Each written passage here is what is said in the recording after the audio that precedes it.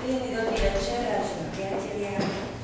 Milovníci divadla, dovoľte mi ešte raz, aby som vás privítala na slávnostnom programe Roháčovskej nostalgie, ale úplne na úvod, ako býva dobrým zvykom na týchto roháčovských nostalgiách, by som poprosila o pomoc pána starostu. A pán starosta vie, na čo? Aby sa nám dobre spomínalo a aby sme si pripomenuli také dobré zvyky, ktorými aj rodák z Nitrianskeho Travna Jan Roháč začínal každé dobré dielo a bolo to šampanským.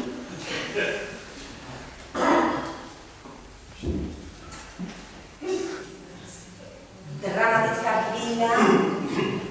Ja vás chránim svoje telo. Myslím, že ochrana je pomocná. A hádky nebudú ochránať. Vôbec. Pán starosta si chráni.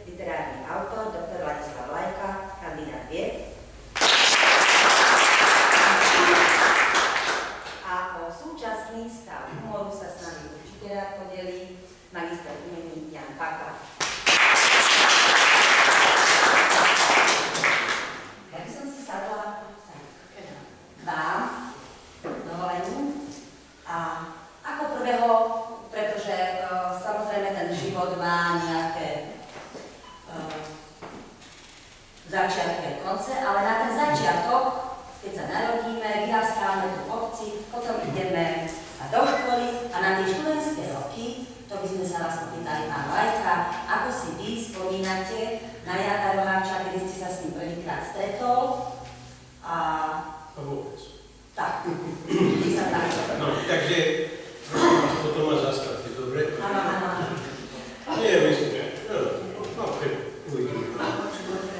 Tak ja som študoval v Prahe divadelnú vedu v roku 1951 na 55. On študoval režiu, ale my sme mali aj spoločné prednášky, aj oddelené. Napríklad, my sme ako divadelní vedci museli sme chodiť aj na pohybovú výchovu, aj na hlasovú výchovu, takže oni nás tam precepovali. Ale chcem vám povedať asi, aká bola atmosféra v tom 51. roku. A my sme tam prišli, tak ja som do Prahy chodil aj predtým, lebo ja som dieťa aj železničiara, takže ja som po 13 ročný chodil pravidelne v nedeľu na futbal do Prahy, nočným vlakom tam, cez deň na výstavu, na futbal, ráno do školy. Ano? Takže mama ma do dlhé reťazke držala, takže ja som práve poznal, ale to bolo niečo úplne iné, keď sme prišli na školu. Bývali sme v Radebni. To bola blízo Šperogovho mosta, blízo Revoluční. No tak si môžete myslieť, to bol veľmi veselý internát. Potom vás to nemusí byť žiadne pochybnosti. Tam boli výtvarníci, tam boli baletky, muzikanti, herci, herečky. No, bola tam aj vrátnica, samozrejme, všetko tam bolo. A to bolo blízo Františka. No tak, keď sme prišli v 51. roku na Wilsonovú nádrž, boli 6 dole tie Tatry Hadivošky, vzadu boli ešte dve pneumatiky ako rezervy. Tam ten internát bol na blízo Františku a to bolo sídlo prostitútiek a to boli ešte tak z prvej republiky také trosky, ktoré sa tam pohybovali. A Knobloch, gitarista, im večer hral nocturno, my tam stali pod tými lampami. Takže ako bolo to také zvláštne, čudesné, to sa len Praha čistila policajmi od týchto živlov, ale na fakulte zrazu prišiel obežník cyklostilovaný, žádejte nejvyšší tresty pro nepřáteleritu. Takže ono to, boli tam aj žarty, ale boli tam aj krutosti. A Roháč začal študovať od Vladimíra Adámka, jeho stručná biografia, 40-44 študoval. Na konzervatóriu rok bol vo väzení, koncentráku, od 47 do 51 študoval režiu v Moskve, vrátil sa, bol nabiflovaný tým Stanislavským, taký napumpovaný, teraz to púšťal na toho Roháča, na tých študentov, tie životopisy a psychologické dôvodne, konanie, neviem čo všetko. Takže týmto začínal vlastne Roháč, týmto Adámkom, ale on ako bytosť bol úplne niekde už inde vtedy. Samozrejme, že museli sme toho Adámka znášať, ja som tiež chodil na tú režiu, na tie prednášky, to nás tam naozaj takto šmíkali, áno. A potom prišla Stalinová smrť. To si neviete predstaviť, čo to bola za atmosféra. Polícia, vojsko, ľudové milície, či mysleli, že proste sa, neviem, čo sa stane so svetom, nič sa nestalo, za 14 dní išiel Gotwald, no. Ja som napríklad vystal ten šor, hore, co Mišo sa len pozrieť, a učili vrtky naozaj tak držal, no. Už bol na balzám, už bol v tej generálskej uniforme napucovaný na balzám. No a tento Roháč, toho Adámka, ktorý bol taký druhý realista, bol do roku 57 režisérom v realistickom divadle, potom bol direktorom divadla Jiřího Volkra a tam už režiroval len rozprávky. On tomu veľa nedal, ale bol až do roku 90. bol pedagógom na damu. Ale on nejakým spôsobom nemohol toho Roháča formovať, pretože ten Roháč sa kamarádil so Švamberlíkom. Ja som so Švamberlíkom býval na izbe, áno, to si neviete predstaviť. Takže on mal pod hlavou knihy a mal taký malý vankúš a pani Pardonová, to bola šéfka internátu, prišla hovorí Švamberlíku pro Kristovi rany, co to máš pod hlavou takovej malej pošta, hovorím, čo ja za to mám, že ten poštač je taký malý. Tak ten študoval herectvo, potom odtiaľ vyhodili, išiel na režiu, odtiaľ vyhodili. Potom išiel k PTP a napísal Černý baronov. Takže to boli také biografie. Tento Jano Roháč vyštudoval toho Adámka, ale v ňom už kvasil úplne iný umelec, než ho chcel ten Adámek mať. Ja som videl absolventské predstavenie na disku. Disk bolo divadlo, ktoré v Karlovej ulici, dnes sa volá Tafa Fantastika, a veda bola krčma, volala sa Malvas. No. To bola vlastne taká naša večerná kantína, kam sme išli, tam boli dve ideálne listok, bol bytočný, bolo tam hovedzí vývar a boli tam špekáčky, také opekané a tomu zjedakový šalát. No. tak sme prežívali, samozrejme v tom disku sa dosť často hralo, lebo tie staršie ročníky potom mali absolútne predstavenie, tam boli reprízy, to bolo všetko pre nás zadarmo, takže my sme žili v tom starom meste a v tomto divadle v roku 54, ja ešte skôr ako absolvovali, když mal to Goldonyho Stúb Pánov a Kazínu Rovu, oni proste spunktovali dohromady satirické predstavy, vytvorili divadlo, ktoré sa volalo Krysa, Mekej, kritika satíra, a na tým dali dohromady jeden text, ktorý sa volal Prezident Šiebe. No? A bola to strašná satíra, paródia na tie potemkinovské dediny, ako sa všetko tak líčilo, proste vytvárali sa kulisy, a bola tam scéna z Kravína, no. Všetci dojiči chodili v bielých plášťoch, obsluhovali a čakalo sa na prezidenta. No. Potom bola ďalšia scéna z nemocnice, vzadu bol transparent, mířime klidem, léčíme klidem.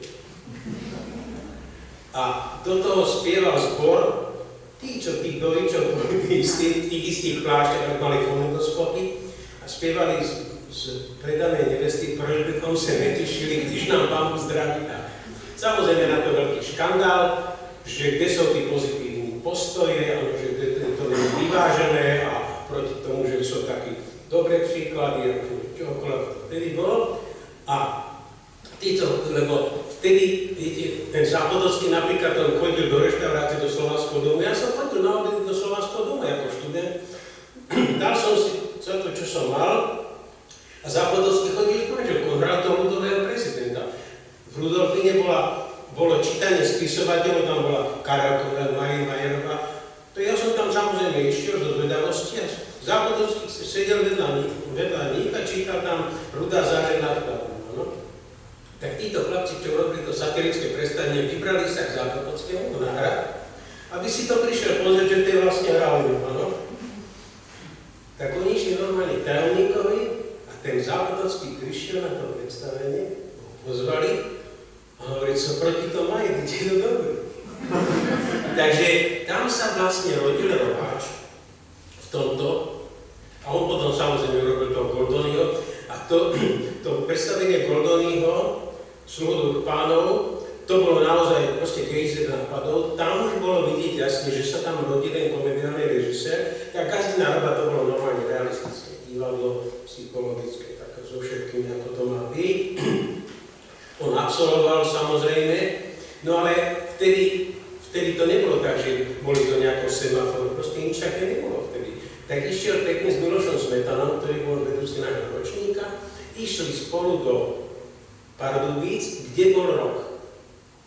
Inscenoval tam Gorkého Meštriakov a tam sa prišiel na ne pozrieť Berík. Jednoducho už vtedy ten Roháč, on ten Berík do tých Pardubíc nechodil kvôli perníku, áno. On potreboval režiséra do divadla. No. A tých režisérov nebolo mnoho takých nápaditých. Oni absolvovali tú školu, áno, bolo to také upotené, unavené, realistické, poslušné, krotké. A tento Roháč, on asi mal už dobrý zvuk, pretože inak ako by sa bol Berík dozvedel, že tam je zaujímavý režisér. A to, že je to Slovák alebo Čech, Beríkovi to bolo ešte sympatické, lebo on nemal rád malých Čechov, on mal radšej proste toho slovenského režiséra, on mal kamaráta Kronera, chodil sem na Redy a neviem čo, tak počul o ňom, išiel do tých Pardubíc v roku 57, pozrel si Gorkého Meštriaka, čisto keď nebola nejaká veľká zábava, on tento tam režíroval, ale on videl, že tam je talent. A v roku 57 vytiahol toho Jana Roháča z toho pardubického divadla do divadla ABC, aby mu režiroval komédiu. No? Čiže toto, čo vám hovorím, už pomaly... No, povedzte dobre. Áno, jasne. Šmita, no? No ne, to povedejte. No, takže vlastne on mal nástup už na tej škole. A to vám chcem povedať, že už v tom 53. roku potom Stalinovi išlo na fakulte také heslo smelo a ľahostajne vpred. Lebo to bolo samé vpred a oni hovorili, keď vpred, tak smelo a ostane. Viete, toto sú také tie fajn, to sú tie jemnosti. No? A napríklad, on mal dvoch veľkých kamarátov na tej škole. To bol Miloslav Švanderlík. A keď sme boli napríklad na lyžiarskom výcviku, to si pamätám, bol dobrý lyžiar. Boli sme v Bolicku. Či bol zručný hejat? On bol dobrý lyžiar. A keď sme boli na tom lyžiarskom zájazde, tak Švanderlík písal do takej detskej písanky, lebo on musel mať linajky, inak by to netrafil. A on písal také, jak sa vtedy písali častušky, a písal vtedy už také satirické častušky, také tie básničky o tom zájazde, parodoval tých čaštníkov. Už vtedy, no a potom bol jeho ďalší tretí kamarát, ten sa volal Jiří Sehnal. To bola zvláštna figúra, on bol z Bolešova, Moravák, divoký chlap, áno, aj chce byť hercom, ale on aj maloval v internáte a maloval vtedy abstraktné obrazy. Súboj červenej gule s modrým štvorcom, áno. Vy sa teraz smejete, on sa potom oženil do NDR. Tá manželka, tá NDR, tá povedala, že by to bolo lepšie niekde inde, tak išiel do západného Berlína, odtiaľ do Ameriky a on sa v Amerike ako McIntosh živil abstraktným umením. To sú tie. V 68. sa ešte objavil v Prahe, to mi hovoril Otakar Žebrák, stretol na ulici ako emigranta, že hovorí, co tady děláš? Hovorí, no chci ze Semofren na zájezd po Sovětsku. Ty se zbláznil, ty okamžite zmizni, než tě zavřel. Tak on to zbalil a v ten deň odišiel naspäť do Nemecka, aby on v rámci tej situácie nezašli. Takže toto boli jeho kamaráti a vtedy napríklad, keď bol ten veľký optimizmus a tie usmiaté tváre, tak tento Sehnal vymyslel, volalo sa to komikoši, no? Tak to si naťahovali uši a robili také grimasy, chodili ako masky po tej fakulte, no? Takže tá fakulta bola po tejto stránke veľmi veselá. Taká liaheň, a to vám chcem ešte k profesorskému zboru. Okrem toho Adámka, ktorého som spomínal, bol tam Miloš Nedbal. On když mluví, tak to byla kalilogie, krasopis. A teraz ako sa medzi tými profesormi, tam museli byť veľké nezhody, lebo ten Adámek tento proste realisticky hostí, psychologicky zdôvodnený, niečo všetko, životopisy. No ale chvíľa sa, už teda premiéra sa blížila, v sobotu mala premiéra, a teraz bol útorok a Miloš Nedbal, nevročník, a hovorí, deti, zapomeňte na Stanislavského Žaves. Žaves znamenalo žiadne veľké sranie, no? Poďme, deti. Takže tým, že toho Stanislavského takým spôsobom proste mechanicky umrtvovali, no? Tí rutinéri, ktorí boli zvyknutí zdieľať, že proste to musí byť švihom, áno, že inšpirácia príde, dajte sa do toho, áno. Takže on ten Adámek všetko umrtvoval. Ako to ten Roháč vydržal pri tom Adámkovi, tak to boli heroické roky pre toho Roháča, ale v tom 54. sa uvoľnili s tou satírou, takže, no a my sme tam mali profesora Goetza, viete, to bol bývalý dramaturg Hillera. My sme mali seminár v 52. roku, 3. roku a Hořínek Zdeněk, ktorý píše ešte do Lidlovi, mal 81, áno. A ten bol nejaký seminár o Helene Malížovej práve, realistická, to bola prvá polprachtová žena. A on spomenul Pirandela a ten Goetz zrazu zabudol na všetko, aký rok sa píše.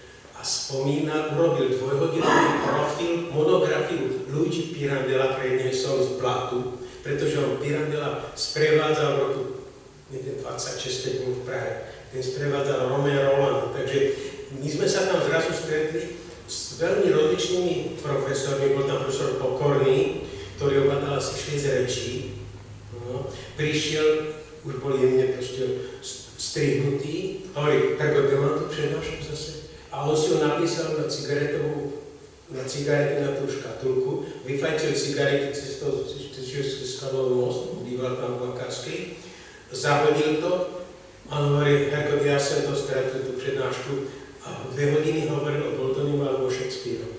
Lebo chytil nemecký text Goetheho pravidla pre hercov, nemecký text Mali sme seminár, Jan Císar bol dobrý v nemčine, on prekladal z listu ten Goetheho text a císař mu pomáhal proste ako študent. No.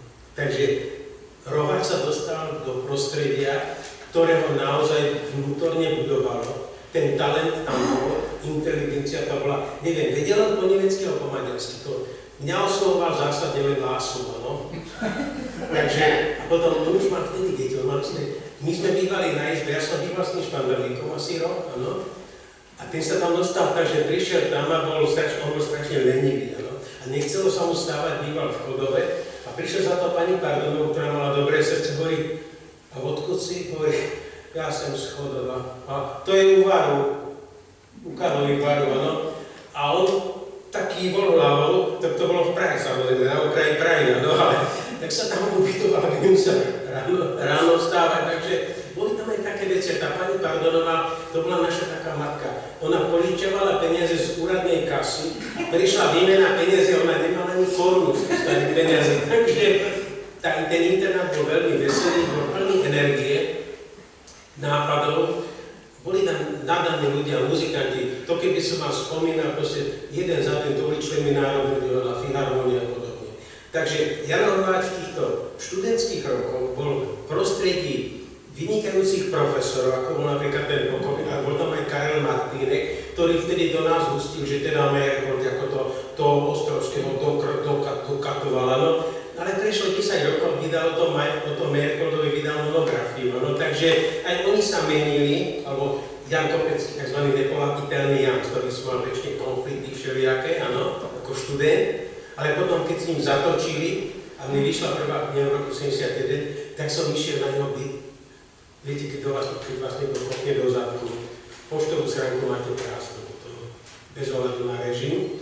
Ja som tam zazvonil, on mi otvoril, už bol zo všetkého vyhodený z ministerstva, z Ostrovnej, z fakulty profesor. A ja som mu tú knižku dedikoval do toho, hej, bez ohľadu, že bol vylúčený. On mi otvoril dvere, poďte dál. Všetko bolo iné. To som s ním mal veľkú korešpondenciu do smrti. Takže ten rok, to je študentské roky. My sme tam zažili, aj zrovna, on študoval režimu, my sme neboli stále spolu, my sme mali niektoré spoločné prednášky, napríklad sedeli sme všetci spolu v tom disku, tam v tom, no, mali sme komplet herci všetci a teraz hovorí, pýtal sa na nejaký termín a hovorí, my nemôžeme, máme vojenskú prípravu. Tohle není fakulta, tohle je kadetka s přihlednutím k divadelným potřebám. Tá bezedná držka armády sežere všechno. Samozrejme, že nikto mu to nedal niekde ho udáte, lebo čo? Brali sme to ako dobrý fór, nie? Takže Roháč sa formoval v týchto rokoch na tej fakulte v kontakte so svojimi generačnými druhmi a to, že urobili tú satíru, to som vám doniesol ako dôkaz, on to režiroval, aj toho Goldonio, takže keď si ten Verík pre neho prišiel do tých Pardubic, tam nebola náhoda. To Verík mal dobre už ako obšliapnuté, vyhliadnuté, takže zatiaľ všetko končí.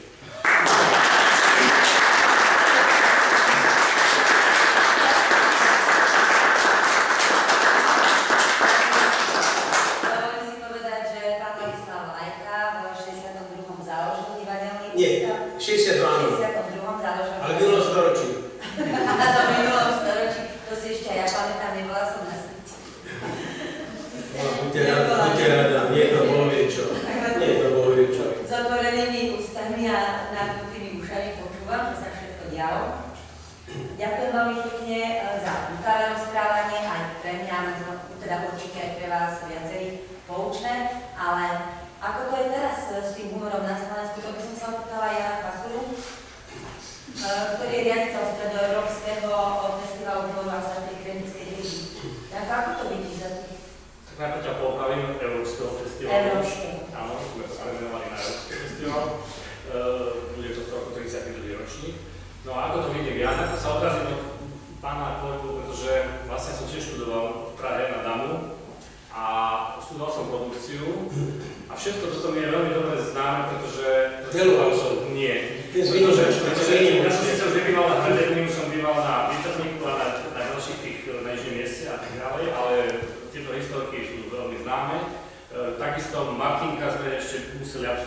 tak aj my.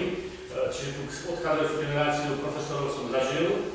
Síce o 30 rokov neskôr, ale podobne. Ale viem si to predstaviť. Chodil som do památnych písemníctv na čítanie o Janovi Verikovi, tajné stretnutia, to boli vtedy za socializmu, ešte sa nestalo, teda po tajme sme sa tam nejak stretávali, taká púšťali tie ich rozhovory. Zažil som divadlo Semafor, o ktorom som písal aj seminárnu prácu, lebo sme tam chodili ako študenti na predstavenia, čiže to bolo náš vzor. A vlastne nadviažem na to, že aj naše divadlo, ktoré sme robili potom ešte socializmu a do revolúcie, bolo o tom, že sme sa vlastne snažili ten socialistický realizmus alebo ten stanislavskú metódu parodovať, že sme vlastne to popierali tým scizením, krásny výraz existuje, odcizením, ktoré vlastne v svojom Dnes je to masové, to odcizenie. Áno, ale iné.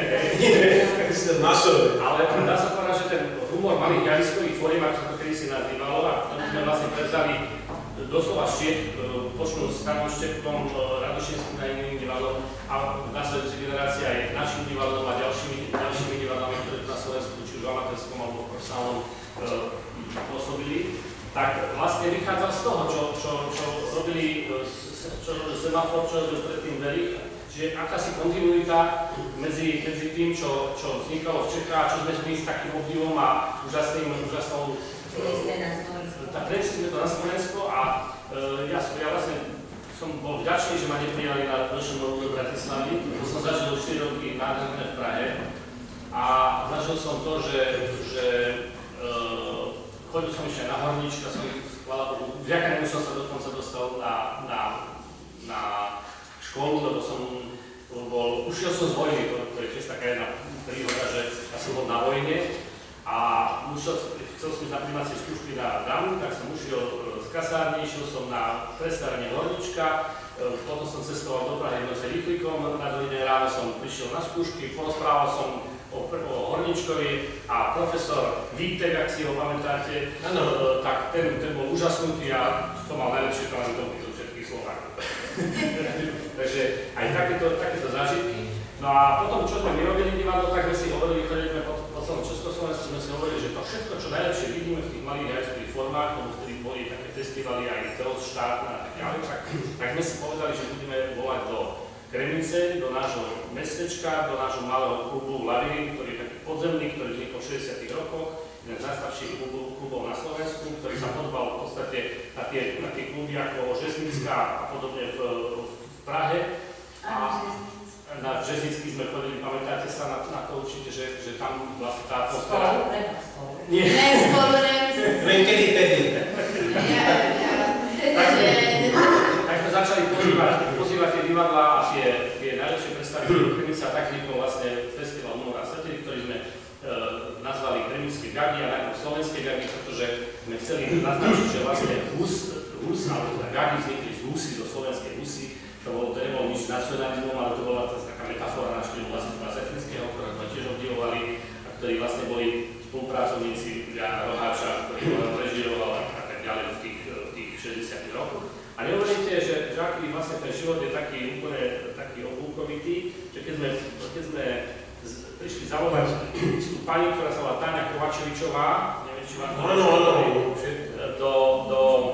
do Kremnice, lebo ona je výtvarnička a obrovsky miluje gíč a gíče a ona nám dala pri vzniku nášho múzea gíča najväčšiu zbierku gíčov, ktoré mala, tak ona pozráme na scéne a tam vidíme Vlastislav Satinský a ona fifose na Roháčov. Hej, čo ty tam mám, to je vlastne, sme si vykali vtedy, ale čo by ste tam robili ako Roháčov? No ja som bola Vlasticová frajerka. Slabé slovo. Slabé slovo. Vy to viete určite podrobnejšie, ale ja som ja som vôbec mali vzťah a dlhoročne to bolo 8-9 rokov, to nikto nevie. Ona to vie, ale sice to vie. A ešte to vieme my teraz. Ale ešte poviem v tom, že aký je fakt ten život, ako sa to po všetko informácia, že na 24. ročníku konečne prišiel Lasica už bez Satinského nebohého, prišiel odhaliť v uličke slávnych nosov plastiku Satinského nosa, lebo máme tam takú uličku, kde odhalujeme tieto nosy. A prišiel Lasica a povedal, že on si ešte počká, že teda ten nos nie, lebo to sa odhaluje mŕtvým. A že ešte má čas, tak držíme palce. Ale Táňa Kovačevičová dostala za ten gíč cenu Zlatého bunára, ktoré udelujeme. A odrozdával jej ju Lasica, jej frajer, a pritom stále povedal sa na javisku a tvári sa, že sa nepostaví. A 9 rokov a 10 myslím, že žili spolu. No, to je to možná, že sa už pak ani nepoznali. Ale ako ty vlastne na to môžeš nadviazať? Teraz budete v tej uličke Slávnej nosov odhalovať slávny nos. My tam už máme 13 nosov, už sa nám tak nazbierali. Tak vymenujem, že to zhruba, že prvý bol Satinský, potom bol Žalbov Stanko Radič, ktorý vlastne aj tu prišiel kedysi, ktorý nám začal pomáhať s našim festivalom a žiaľ tu zomrel. Jaro Filip, je tam František Barbora, Marian Kuchanský, Katarína Kloníková, potom Janko Melkovič, Tóno Anderle, teraz posledný, kto bol, už aj zabudám, že toľko ich je. A samozrejme, že sme dlho uvažovali, že by sme mali aj oceniť aj Janka Roháča týmto ocenením, ako by som povedal, že robia to naozaj tí umelci výtvarníci, ktorí sú dokonca autori slovenských mincí a tak ďalej. Viktor Kubal napríklad tam ešte má. A to je práve nos. To je plastika tváre, umelecky stvárnená, kde dominantný je nos, napríklad Satinský len nos a fúzy. Áno, Čo charakterizuje? Čo charakterizuje. Alebo napríklad Oblásky tam má aj celú tvár, má tie jeho typické zuby, to je Lojzo, skupina Lojzo. Potom, ja neviem, Viktor Kubal tam má aj takú malú Janošík, ale on tam vlastne do toho filmu, ako karizatorista kreslil ten film. A čiže tam vlastne každý ten umelec si to po svojom stvárni. No a tohto roku sme zadali Janka Roháča. Čiže Janko Roháč na tohtoročných kremských viekoch 24. a 26. augusta tohto roku budeme mať odhalenie v uličke slávnych nosov, tak sme to nazvali. Je to veľmi populárna záležitosť, ktorá je zároveň pekná, ale zároveň je veselá, pretože spomíname veselým spôsobom na takýchto ľudí. A tak vlastne pripomíname aj nasledujúcim generáciám, že títo umelci zostávajú medzi nami. Dokonca aj po odhalení tohto nosa je taký hodinový program, ktorý sa volá Tí, ktorí nikdy neodídu, lebo vlastne nikdy pre nás neodídu, tak decidujeme takto teraz tu na tému toho autora. A je to vonku, môžem povedať priestor, áno. Viete, čo je zvláštne? Že o tragédiách, ktorí boli veľkí, proste žiaden rozhodčan, ale o komediách, ktorí v podstate vždy boli tak ako zaznávaní. Aj náhradní. No a napríklad, áno, a zvláštne, aký majú komplex, napríklad Oldo Hlaváčka. Oni všetci chceli aj Di Barbara. Ja som teraz jednu knižku napísal, vidieť, čo ten profesor. Je tam aj Di Barbara. Pre ne bola celoživotná trauma, že on keď prišiel na javisko, tak ľudia už sa smiali, lebo vedeli, že bude zábava. A on trpel, on stále proste, on napríklad jeho celoživotný sen bolo hrať Filsa v Čechovu, o Višňovce. Proste to bola jeho absolútna meta, jeho už ani honoráre nezaujímali, estrády, nič. Firs. Keď to hrali, tak to hrali. Ale všimajte si na komediákov spomíname, komediáky to je sol zem. Ale z toho vlastne vznikla tá naša myšlienka, že ono, ja poviem, priznám sa, že pôvodne sme chceli odhalovať iné časti tela. Tak ale, No a ktoré tu tam to, že nie to celý. chcete to celé bol komplet, lebo je Ja vám to poviem, to je taká skúška, že vlastne kolega to vymyslel, že aby to bola paródia na tie americké, že tam otláčajú tie... Takže my by sme tak si mohli urobiť stranu, že by sa otláčali tie zadné časti. A prišiel samozrejme. Veľa materiálov, a potom ako to rozlíšiť, že? Tak potom Stano Radič hovorí, že predsa len, že mali by sme odhalovať niečo, čo má aj nejakú silnejšiu myšlienku a že ten nos, že to je vlastne u humoristov to najdôležitejšia vec. Lebo ten, kto má nos na humor a na to, čo ste vyspomínali vlastne v 50. rokoch, na to sa vlastne opakovalo 70. 80. rokov a dodnes sa to vlastne deje, že ten humorista, ktorý má nos, tak to je humorista. Čiže my aj tých humoristov sme nastavili tak, že my hocikoho nepozrieme na tých geniálnych, hocikoho držíme si tú látku, pretože vlastne to tvorí tú hodnotu tých humoristov alebo toho humoru, pretože keby sme tam pozvali, a teraz sa trošku vrátim, že Olga Hlaváčka s Krajičkou, ktorí pre nás už boli podvladkou, keď robili v 70. rokoch taký ten humor taký poklesnutý. A Stano Radič mal na to veľmi krásne prirovnanie, že je humor, ktorý je nižšie pása a ktorý je vyššie pása. Nižšie pása, to je jasné, že čím sa zoberá ten humor. A to sú, a tu nadvezujem vlastne na tvoju otázku, že aký je humor na Slovensku dnes, tak vidíte v televízii väčšinou nižšie pása. A ten humor, ktorý je vyššie pása, ktorý sa zoberá, na ktorý treba myslieť, teda má nejaký ktorý má nejaké posolstva, ktorý má nejakú metaforu a tak ďalej, tak ten je, na to potrebuje človek rozum, potrebuje nos a vlastne tomuto bol venovaný tá uličná nos. Na ten prídeme do Kremnice a na to sme prišli. Prosím vás, ale teraz ešte toto sme uzavreli humor na Slovensku a podobne. Všimajte si toho Roháča, že on mohol Dybarboru režírovať, mohol Oldu Hlaváčka, Krajička. Nie. On si vybral len Lasicu a Satinského.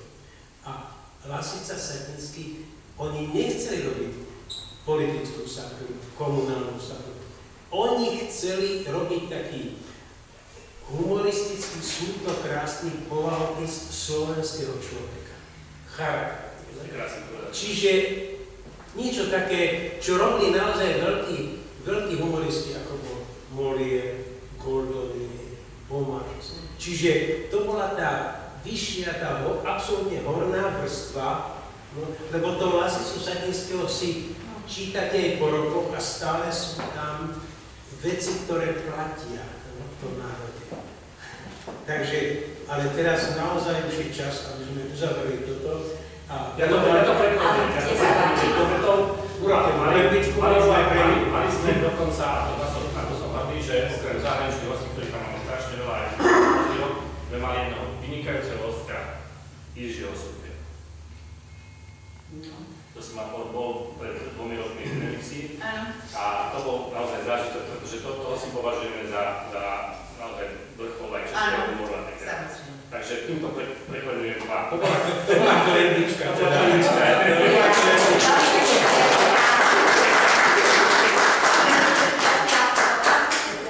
sa páči, pokiaľ by ste si chceli sadnúť do hľadiska, môžete, ale ja by som poprosila o hudobný vstup ďalšieho pána a... Ja si odbehnem na chvíľočku. Áno, samozrejme. Zastupujte nás, dobre? Nie na základ. Nie, zastupujte nás, dobre? Vidíte to? On ide za mňa. Ne, ja ju s ním. Prosím. Ja nemusíte nič. Ale potom ten program je o vás. No právě, já bych si jenom odskočila. Áno. A budeme potom, no protože nezlobte se, já musím na zem. Áno, ja som Máte rozdielne cesty, aby si niekto niečo nemyslel. Aj keby si niekto niečo myslel, tak mne to bude jediný. Dobre, či môžete dať ďalej. Jo, ja neznám. A ja by som poprosila o to preklenutie Natáčenku a poprosím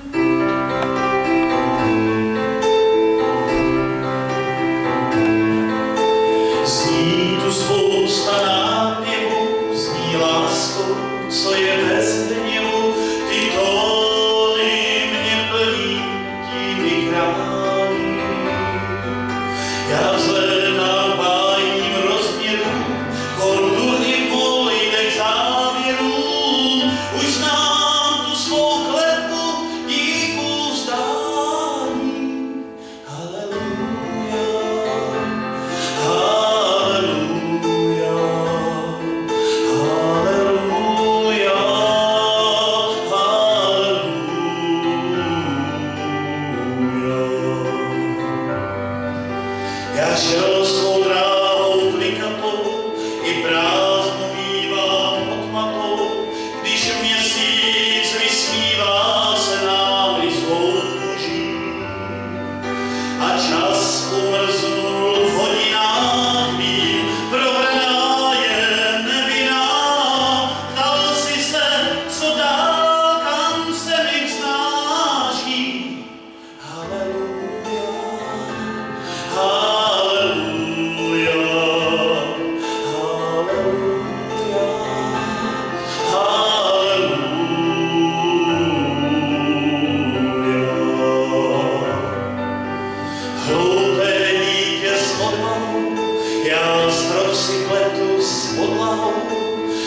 Zdálo se, že dešť se vzhůru vznáší.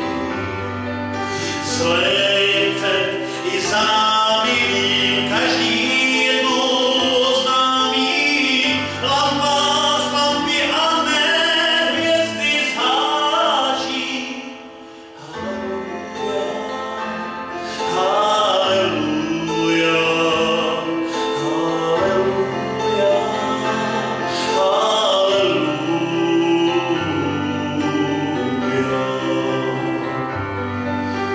Díl spánku zbývá poslední, už za chvíli se rozvidí.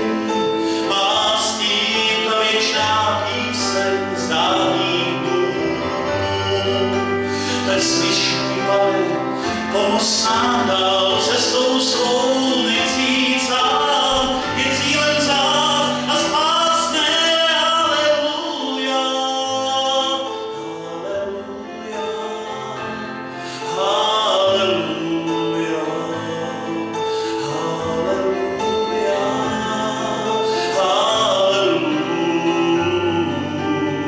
haleluja.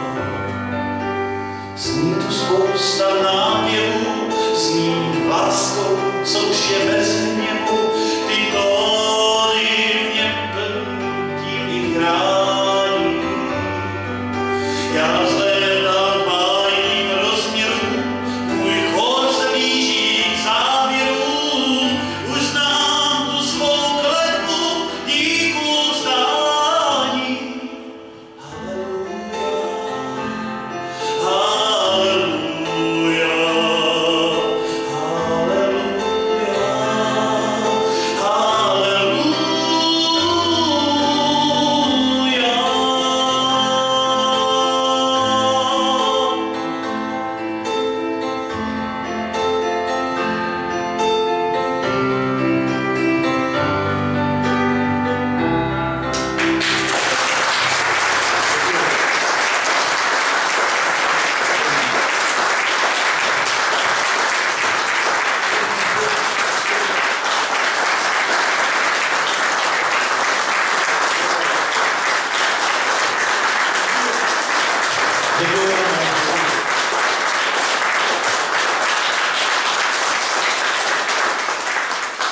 Ale tento krásny hlas nebudete počuť len teda raz, nepočuť som Nebudete počuť posledný raz. vůbec. Ale počas dnešného večera samozrejme Šimon Pečenka zaspieva viackrát a prihovorí sa len svojím nádherným hlasom.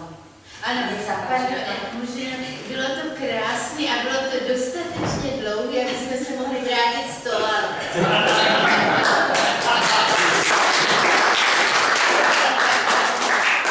Krátka chcela o stave slovenského humoru. Tu je 30 rokov slovenského humoru. V takéto knižke, ktorú sme vydali, volá sa Saga Gregor Krenický, je to na našom festivale. Je tu 364 strán od 137 autorov. Počnú s Vlasicu Sadinským a tak ďalej. Tu sú všetci vymenovaní, je tam DVDčka. Ja si dovolím tieto knižky venovať mojim kolegom.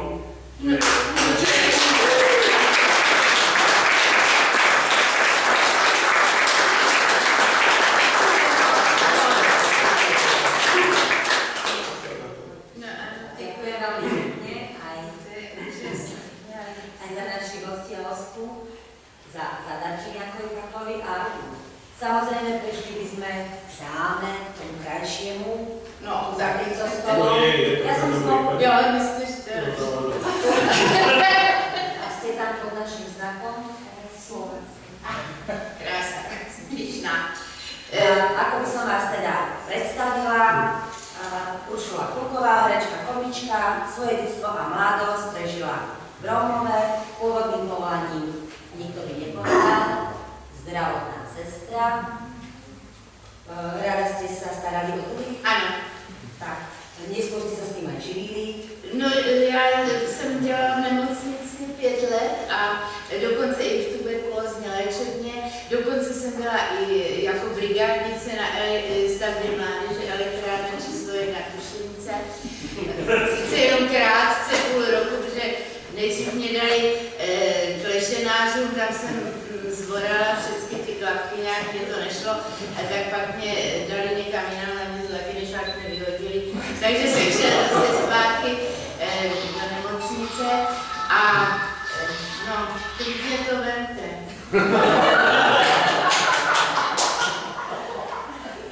A tady jste už hráli amatérský? Hrála jsem amatérský divadlo, já to řeknu strašně krátce, protože de facto o mě tady nejde, ale já jsem měla to štěstí, já jsem nikdy nechtěla být herečkou, nikdy mě nenapadlo, že něco takového. No právě to hrozný. A já jsem nechtěla, jako vůbec jsem neměla zájem něco takového dělat a chodila jsem do amatérského divadla, který se jmenovalo Divadlo, který založil člověk, který se jmenuje Pavel Fiala, možná, že jste ho nevěděli. Berte to zás, berte to furt, my budeme rádi, že jo? Byl to Pavel Fiala, právě k tomu se chci dostat, že jsem chodila do toho amatérského divadla, tam jsem pomáhala šít opony a tak, abych se tak nějak někde jako realizovala správně. A shodou okolností ten člověk, který to založil, se do mě zamiloval, byl to teda vedoucí. A potom si mě i v zápětí na to vzal. Nějak mě já jsem se chtěla vdát, že jsem měla 18, tak jsem pospíchala rychle. A tak jsem no tak říká se si, co kdyby mě to nikdo jiný už nenabízel. Jsem hrála, co bylo, že? No ale shodou okolností to byl ředitel. Ale takový vybrala si žena, ty máš čo? No víte co, já jsem takhle jako tenkrát neuvažovala. To skutečně byla jeho iniciativa. Navíc byl o 6 roků starší než já, že jo, tak po mně prostě skočil. No a takže já jsem tímhle způsobem, já jsem se vlastně dostala k divadlu, protože tento člověk na mě měl eminentní zájem a začal mě vzdělávat, jelikož mě bylo všechno jedno. Já jsem se nezajímala o nějaký opery, a on mě to tak pěkně všechno podával, tak mi to vysvětloval. De facto ze mě udělal, dneska jsem herečkou, ano. Měla jsem hlavní role, že všechno jsem dělala. No jistě, no. Pak jsem se začala tam taky poroučet, měla co se nesedělo. No, jenomže potom přišli, nechci to brát tak jako to, ale přišly leta 68, 69, 70, divadlo bylo zrušeno a to ze dne na den. A Pavel Fiala jako šéf prostě byl zlikvidován tenkrát.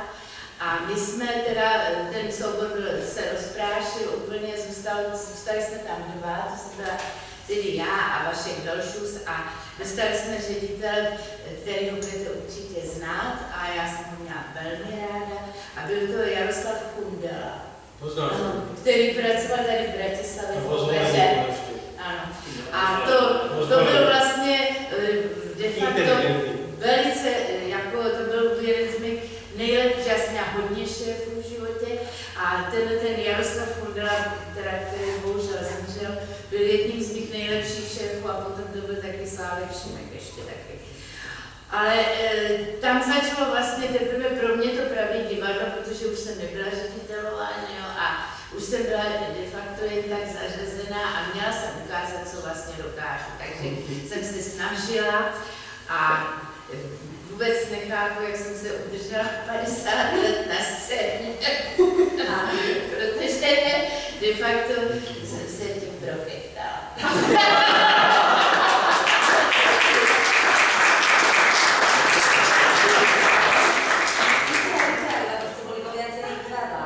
Byla jsem, protože mě vždycky poněkud vyhodili. A měla jsem takovou kliku, že mě hned zase někam vzali, víte. To přesně tak jsem se dostala i do divadla Semafor, protože já jsem v roce 74 šla do Prahy do divadla Atelier, kde jsem byla vlastně, můj první kolega byl Jirka Kramvol a Jirka Bednář, kam mě přidělil tehdejší ředitel. A já jsem měla, úplně jsem z nich měla trému, protože jsem znala Kramvola, znáte určitě všichni, že? Prostě to byl pro mě nádherný chlap, že ho modrý oči tmavý, tak už je tak trochu bolestnej taky. Ale tenkrát to byl krasavec, pro mě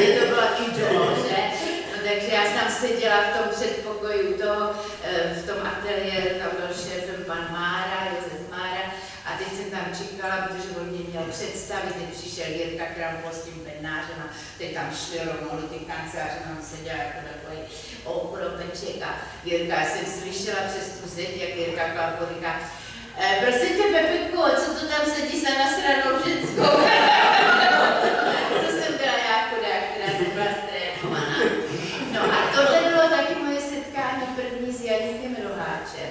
Protože já jsem si usmyslela, protože náš šéf, pan Mára, prostě nám řekl, že máme být aktivní a že máme si přinést hry, které budeme teda provozovat. A já jsem tam přinesla Josefa Kajetána Tyla, Oba šelmy, což je hra pro neznámá celkem, pro dva herce, pro ženu a pro mužskýho. A já s Jirkou, já jsem pořád přemlouvala Krampola a říkám, Jirko, musíme to udělat, budeme to dělat. A Janko Roháč, tenkrát zrovna nás tam nějak vyslech a poslouchal, že on tam také režíroval v tom ateliéru. Tenkrát měl Lukopeckýho, já nevím, to se jmenovalo, já už teď nevím, jak se to jmenovalo, ta hra, ale vím, že tam byla Koza Uršula. To bylo takový zajímavý tímení, ale no, dobře. Ale Janko Roháč poslouchal a říkal, no tak já bych to zrežíroval, já si to přečtu a já bych to udělal. Tak to by bylo úžasný a teď Jirko, on se znal, ty tak moc neznal ještě, že jo. A já bych to udělal. My jsme se znali vlastně akorát od Šinka a od Luďka Soboty. Já jsem tenkrát ještě v Semaforu nebyla, ale s Luďkem Sobotou jsem se znala ještě z Ústí nad Labem, kde u nás hrál v Kladivadle ještě, tak jsme se znali, jak jsme se navštívili, já jsem chodila do toho Semaforu a to, takže toho Janíka jsem tam několikrát taky jsme se potkali a tak jsme žertovali, protože on neměl rád jenom šampaňské, on měl rád jenom červený víno. A tak se zahajovali vždycky představení, že on nakoupil červený víno, dal to na jeviště a sýry tvrdý, vždycky to přinesl takový papíru velký, tak to tam položil a teď říká, teď to tady zahájíme takhle. No a pak jsme pokračovali na těch zkouškách s tím vínem, velmi to bylo příjemné. A takový domácí. No, ale tenkrát vlastně se ujal tyhle hry a my jsme udělali úžasnou věc, jo, protože my jsme to hráli potom 100krát s tím Jirkou Krampolem. To bylo vám tak nádherný, mě tak líto, že nemáme žádný záznam. Kdyby tenkrát ještě tak ty kamery a to všechno nebylo tak, jako je to teď, ale to bylo tak nádherný a zdařilý představení, jo. Jenom ten začátek, on říkal, Jirka Krampol, který byl úžasný, teď to on říkal, my jsme chudí divadlo, podívejte se, my jsme si museli půjčit i kobereček. A teď to všechno Janík vymyslel, jo. Teď vzal ten kobereček a vyklepal ho do těch lidí. A pak říkal, my máme i herečku. A protože šetříme, to jsem byla já tenkrát, jo. A tak ona je vykrytá jenom ze předu. Já byla jenom takovou sukni, půlku a vzadu je možná otoč se Uršo. Jo, já jsem se otočila, vzadu jsem měla jenom takový ty velký kalhoty, ty jak se nosily dříve ty bílý, jo. Prostě to, no, ty lidi byli úplně z toho bavit, bylo to prostě nádherný představení, jo.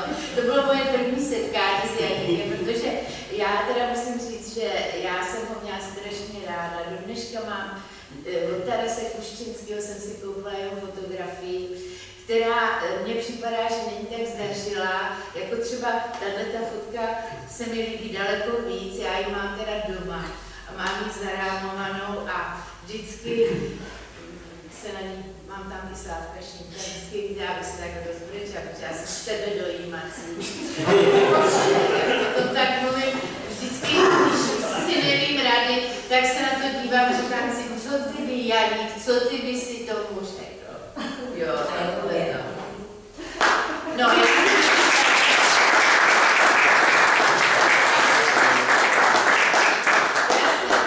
já si myslím, že ta odpověď je a že ten Janík mě vidí, že ho mám tak ráda. No, ja by som teda o vás ešte povedala, že okrem toho, že stále hráte, môžem prezrať, kde je vek? To sa nerobí, áno, ale čo vy robíte, že tak dobre vyzeráte? Nič. Nic.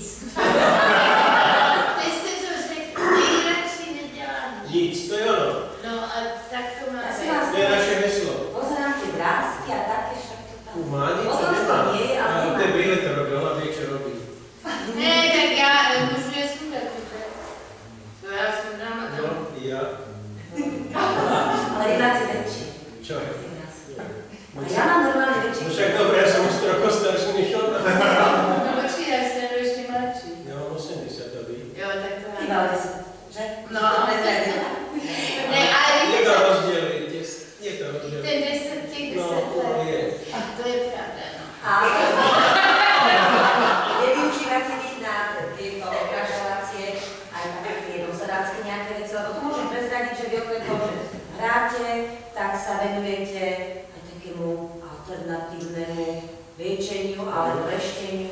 Ano, to se věnuju, to je pravda, tomu se věnuju, hodlám se tomu věnovat jako i nadále, jestli teda mě to náhodou nedovolej, ale to já bych ještě chtěla mluvit tady o tom Janíkovi, jo, protože to byl člověk, který sice takhle s náma žertoval a který nám koupil to víno a ty sýry tam vždycky koupil, byl prostě gurmán, ale on zase měl autoritu, my jsme se ho všichni báli, jo, i on režíroval i Jiřího Suchýho samozřejmě a on režíroval i Šinka a on měl skutečně autoritu, protože všichni když říkali, no co tomu řekne Nováč, něco předělá, že on se taky někdy šel podívat na představení, jestli mu to tam nekazíme, jo, a když jsme to samozřejmě kazili podat, jo, tak a vymýšleli jsme si jiné věci, tak to jsme měli strach, že je pozor, tady Janko, to je nám dá, jo, to jako, on měl opravdu velikánskou autoritu. Já si pamatuju, že jsme jednou takhle seděli v klubu v Semaforu a on tam byl s náma, tam jsme něco popíjeli a pak už nás vyhodili a my jsme se rozhodli, že půjdeme do činoherního klubu. Tam se vždycky šli jsme do Smeček, do činoherního klubu, tam se sedělo na schodech a tam nás třeba nechali až do rána. Tam jsme byli s tím Janíkem a ten Janík mi říká, no a vy Uršulo, já už totiž neumím to říct slovensky, tak jak on mluvil československy, jo. To určitě víte, že on vždycky říkal, když se mu něco nezdálo, tak on říkal, to je akési švédské. Jo, vždycky říkal. A jednou takhle jsme byli společně v tomhletom červenýku a říkali, Uršulka, podívejte se tamhle na tu ženskou. Vy pořád skáníte nějaký chlap, protože to byla pravda.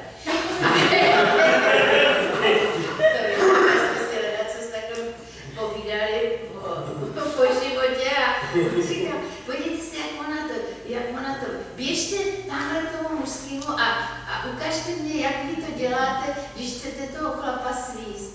Tak já jsem teda šla, dělala jsem něco, říkala, no tak to je špatný, to je švédský, protože takhle nikoho nenachytáte, podívejte se, jak to dělá takhle tak. Jo, takže i o takovýchhle věcech jsme se bavili, ale hlavně vždycky u roháčů se dělaly párty, na které jsme chodili. Zuzka ta úžasně vařila. A co se týče Janka, tak to byl úžasný gurmán, víte, on miloval jídlo. On prostě přivez třeba ze Slovenska, je na Slovensku a přivez ze Slovenska celý demižon zelí. A teď nám říkal, já jsem přivez zelí ze Slovenska, musíte přijít, uděláme si knedlík a uděláme si zelí. Ano, všech, jo, kyslá kapusta, kyslá kapusta bude, uděláme si chlupaný knedlík a všechno, co sožereme. Prostě, víte, co já tak ráda na tyhle, to byla taková nádherná doba. Já jsem byla teda v tom Semaforu 10 roků jenom. A pak jsem byla teda v divadle Jiřího Grossmana, když jsme odešli ze Semaforu v 90. roce vlastně, jenomže to Janík už teda mezi náma nebyl. Mě to strašně mrzí, protože pro mě to byl člověk, který se zapsal do mého života, jako několik jiných, jako je třeba Slávek Šimek, jako je třeba Luděk Sobota, jako no, i ten Pavel Fiala, ten můj manžel, když se s ním teď nemluvím. No, to jsme si už všechno řekli, ale on jednou šel na moje představení, kde já jsem hrála čachtickou paní. A on po půlce odešel. To mě teda naštvalo, protože já jsem si na to velmi zakládala. Ano, já jsem hrála čachtickou a my jsme ji hráli tady na Slovensku. A tady to mělo ohromný úspěch a dokonce nám řekli, tenkrát byl ten film, měl vyjít, ještě to nebyla premiéra, ale už to někdo viděl. A ano, jako Vysko. A dokonce nám řekli, že ta naše hra, kterou napsal Michal Kuliáš pro nás, teda pro náš soubor, pro soubor Pavla Trávnička, abych vám to vysvětlila, tak nám řekli, že to je daleko blíž té skutečnosti, než ten film toho Jakubiska. No. To v každém případě.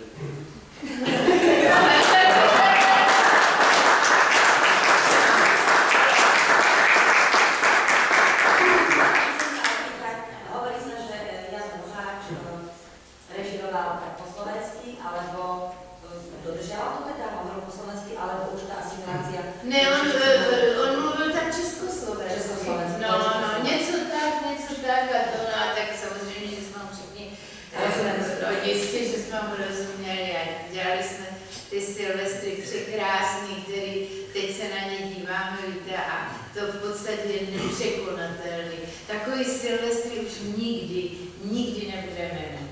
Aby sme si pripomenuli, to boli vlastne tie Silvestre, kedy ste vy herci zabávali sa mi seba. Áno, to bylo úžasné. Prosím vás, ja som chcel ešte jedno povedať. Nadväzujúc na to, teda malá knižka, no. Že by niekto komerčne to vzal, lebo tam sú copyrighty, to je obrovský problém, keď s tým niečo chcete robiť, tam narazíte okamžite, že by to niekto vzal komerčne a z toho roháča tie najlepšie čísla vybral. A že by to normálne urobili ako DVD, dali to do predaja. Keď vidíte, čo sa tam predáva, nejaké proste... Ale to je? Je. Samozřejmě. Predává sa to? No jistě, my to každý máme doma, no ne. Vy to máte doma? Od Česku. No to už se prodává dávno. Tak sorry. To je všechny Ale ty na Slovensku sa to nepredává. tam se překnám. Čiže ja nemám zľavu na vláta. To čeká To nejako dopredu, že by to mám za 60 centov. Ja napríklad môžem cestať do Košice, ale tam už nemám na vlát. Já vás pozvu. Víte se, u nás to skutečně vyšlo všechny tyhle ty Menšikovy věci, Silvestry, všechny Silvestry a Narováče, tam si můžete běžně koupit. A vlastne vyšla aj táto nádherná kniha. To vyšla od Václava. Áno. Já jsem ho potkala v Luxoru, což je naše velký knihkupectví na Václavském náměstí v Praze. A Vašku, ahoj, a Ušo, a co děláš, a tohle, a to. A on mi říká, máš tu knížku? Já jsem napsal Vojánkovi knížku, já jsem říkala, ne, já vůbec o tom nevím. Jo, protože teď vychází tak nepřeberné množství knih, že to ani nestačíte prostě prohlížet, tam člověk nemůže sedět, že jo, pořád, protože musí sedět doma taky. Ale je to prostě tak, že on mi říká, tak víš co, já tady tu knížku, já ji tady mám, já ti dám. Takže mě tu knížku dál, já ji zase dám vám, protože já si ji můžu opatřit. A hlavně jsem tady vohnula rok. To je ako podpis, no? No to můžeme, ano, to jsem si připravila, to zase vydám. Ale jsem si myslela, že tady přečtu nějaký. No a já myslím, že nebudeme číst, protože je to lepší ten kontakt a povídat si, než číst. Jo. Tady jsem si sice tu písničku jsem tady chtěla přečíst, tu vy tady máte, znáte ji, takže to je zbytečný. A když jsme se tady takhle krásně sešli a máme tady společného kamaráda Karláče, tak si myslím, že bude lepší, když si budeme povídat.